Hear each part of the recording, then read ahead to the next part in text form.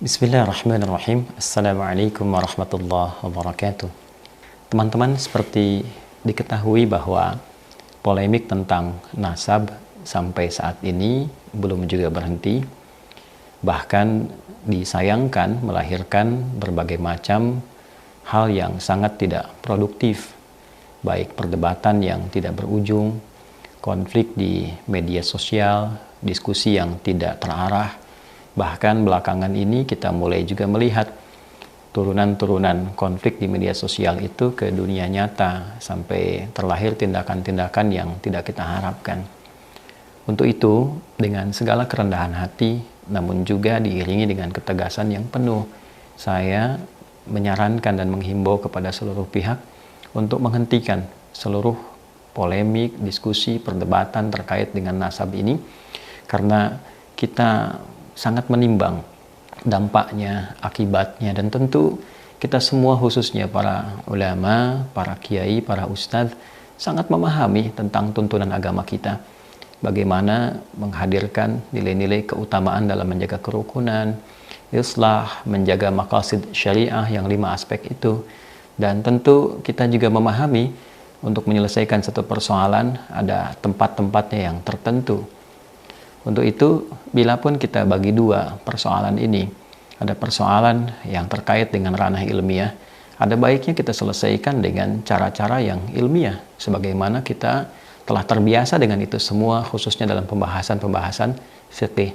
Saya sarankan akan lebih baik bila di sini, seperti MUI menjadi wadah misalnya, wadah yang baik untuk menguji berbagai macam masalah-masalah yang diajukan, khususnya terkait dengan polemik nasab ini. Silahkan diujikan di tempat yang baik. Tentu tidak bisa disebut sebuah pemikiran yang komprehensif, apakah itu namanya tesis atau yang lainnya, kalau belum diuji. Ya, untuk itu ada baiknya hal-hal yang dipersoalkan, baik itu pihak penyoal ataupun juga yang disoal, lalu duduk di situ sebagai penengah para ulama-ulama untuk menilai dengan standar-standar keilmuan yang memang pakemnya telah kita ketahui bersama, sistematikanya juga telah disusun oleh para ulama, telah kita ketahui. Tentu membahas ilmu nasab, ya kita turunkan dengan turunan sistematika ilmu nasabnya. Bila yang disoal nasab, tentu yang dibahas dengan pendekatan ilmu nasab. Bila disoal masalah yang lain, tentu pendekatannya dengan kodifikasi ilmu-ilmu yang telah ada dan dihadirkan oleh para ulama. Nah, saya kira dengan metodologi seperti itu secara ilmiah itu sangat mudah didudukkan, sangat bisa didiskusikan, sehingga tidak menjadi liar.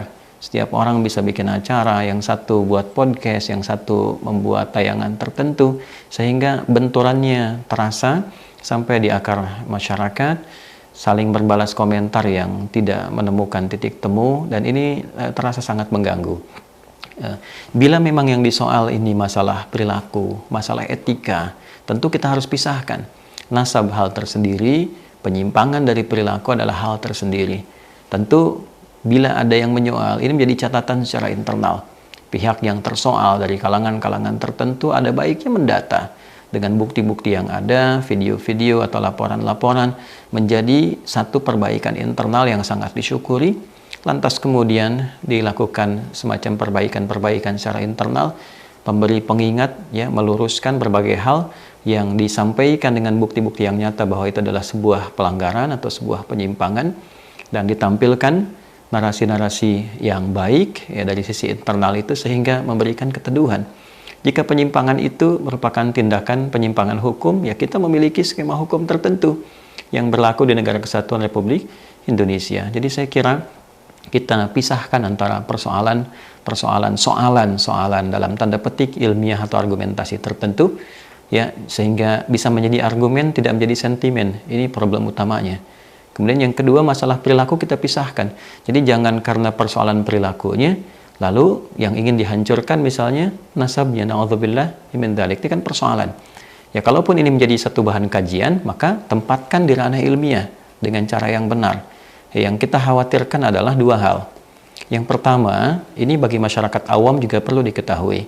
Dalam pandangan Islam, nasab ini persoalan yang sangat sensitif.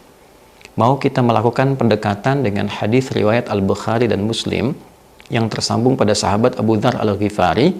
Saking sensitifnya Nabi memberikan pengingat.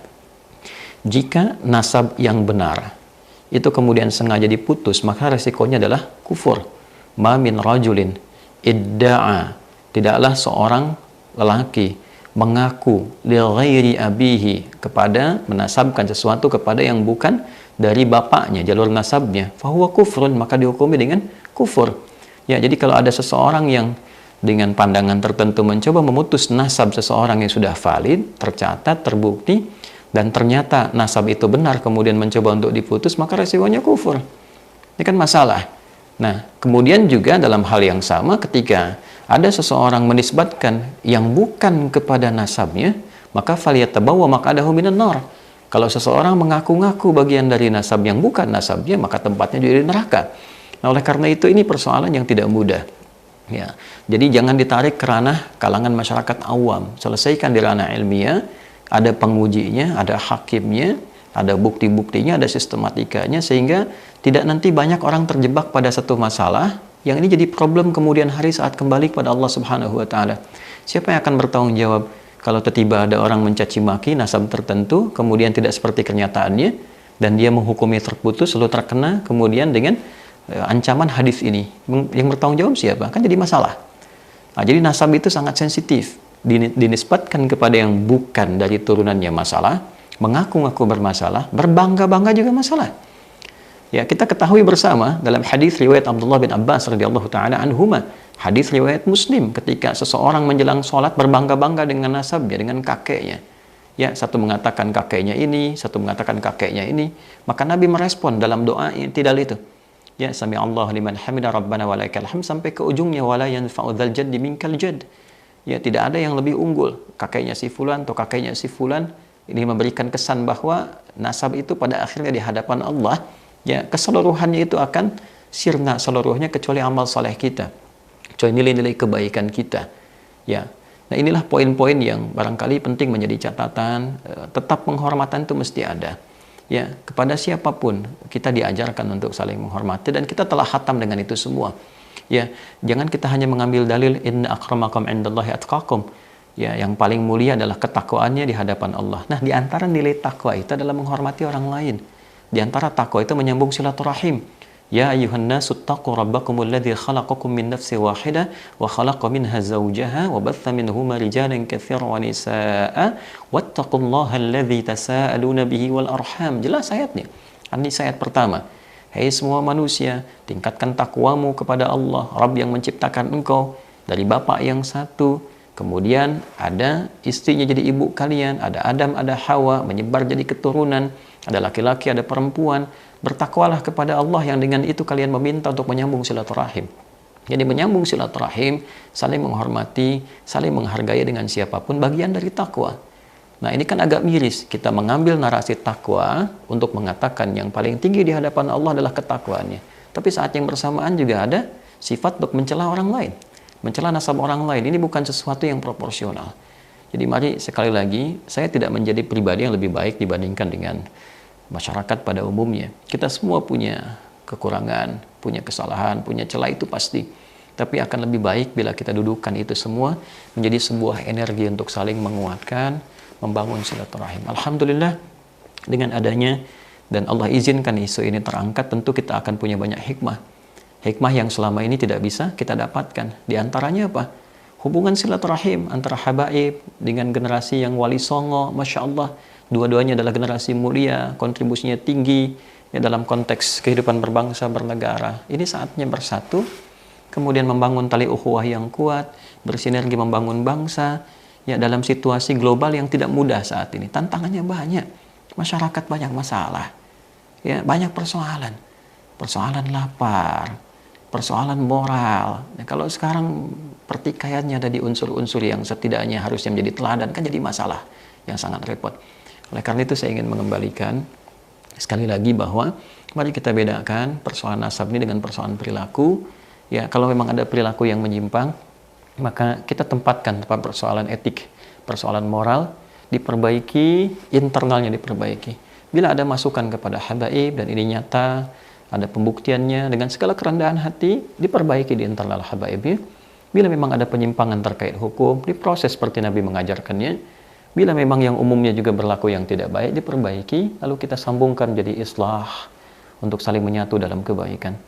Bila persoalannya terkait dengan nasab, ada soalan tertentu, maka kembali lagi, tempatkan di ruang waktu yang tepat. Di ruang yang tepat, di waktu yang tepat. Karena itu saya kira ini dengan segala hormat ya pada isu-isu kemasyarakatan ini, MUI ini tidak boleh menjadi satu figur tunggal pada personal-personal, harus jadi figur lembaga. Ya, saya kira sebagai satu lembaga ini kami memberikan dorongan yang kuat pada isu-isu yang dirasakan sudah meresahkan, ya berpotensi konflik di masyarakat. Ada baiknya untuk bisa memanggil itu, menempatkan, membuat sebuah tim khusus untuk menjadi penilai, ya, dan didudukan untuk bisa didiskusikan dengan cara yang baik, dengan sistematika yang benar. Ini sudah tidak produktif, ya, apalagi juga sudah mulai muncul komentar dari ulama-ulama dari luar, baik yang diinfokan, membawa komentar. Ini bukan hal yang baik dari sudut pandang manapun. Maafkan saya, tidak ada maksud apapun kecuali untuk menyayangi semuanya. Saya menyayangi seluruhnya. Wali Songo saya sayangi, habaib saya sayangi, para ustadz, para kiai, semuanya. Bahkan bukan hanya orang Islam, non-Muslim pun, semua masyarakat Indonesia khususnya, dalam satu kesatuan negara tercinta. Sebentar lagi kita akan merasakan dan menikmati nikmat kemerdekaan. Mari kita isi nikmatnya dengan nikmat kerukunan. Nikmat sila ketiga, persatuan Indonesia. Semua bersatu, semua bersinergi membangun negeri, tepikan yang kurang baik, mulai berbenah menjadi lebih baik, dan semoga Allah mengampuni kita semua dan menyatukan dalam satu barisan di bawah panji umat Nabi Muhammad SAW yang kita rindukan dan kita cintai. Maafkan saya, semoga berkenan. Adi Hidayat. Astagfirullah wa natubu ilaik. Assalamualaikum warahmatullahi wabarakatuh.